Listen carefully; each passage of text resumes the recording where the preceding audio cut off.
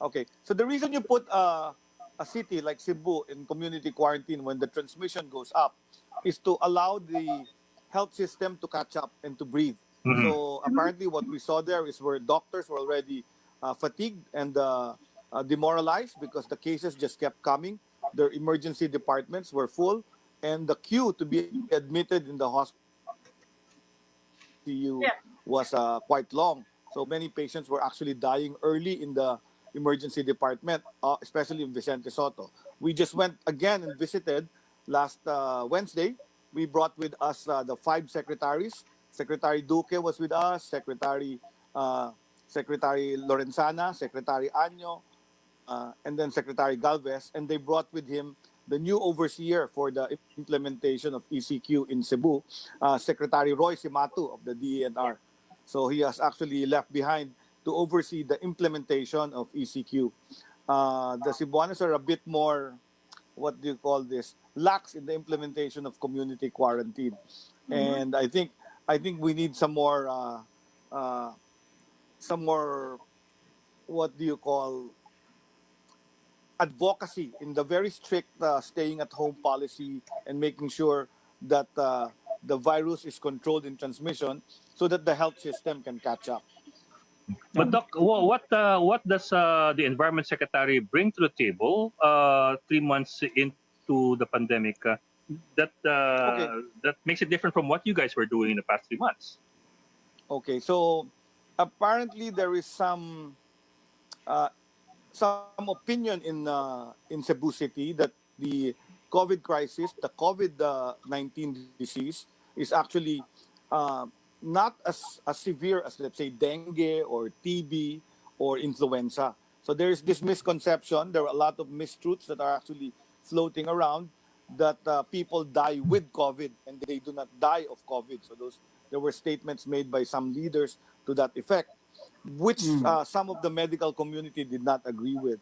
And this is the Mm. effect. The effect is really you see the greater transmission of the of the virus and more people getting admitted in the hospitals. Of course, there are about 80% who will be asymptomatic or will have mild, but the 20% will have to be admitted in a hospital, and about 10% will actually die in the process because of severe conditions. So this is the one that is not good because these are preventable deaths.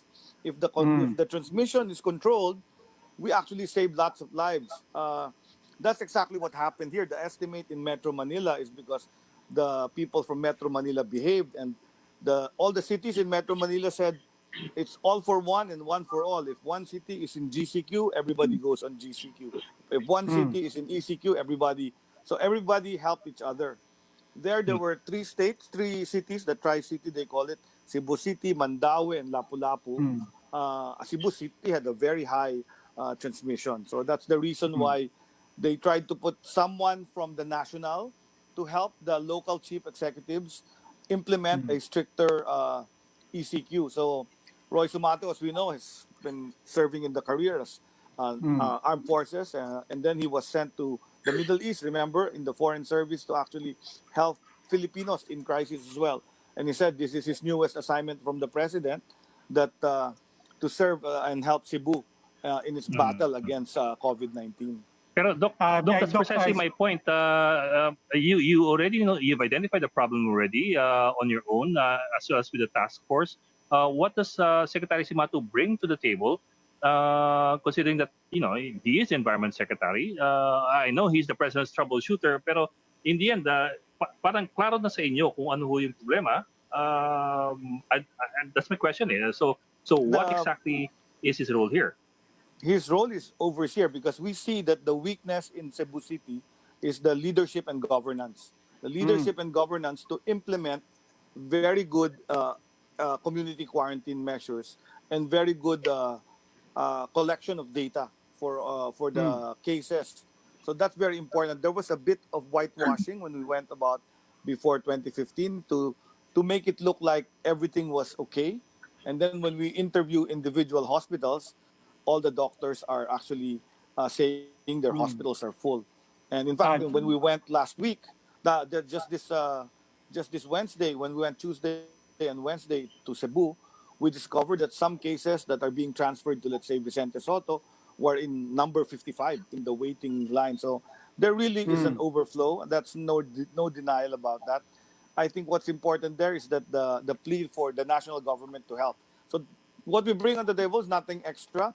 Is that the national government will help Cebu, the city of Cebu, the province of Cebu, to be able to implement a system that all the public health measures that are very important to control and contain the transmission. Mm.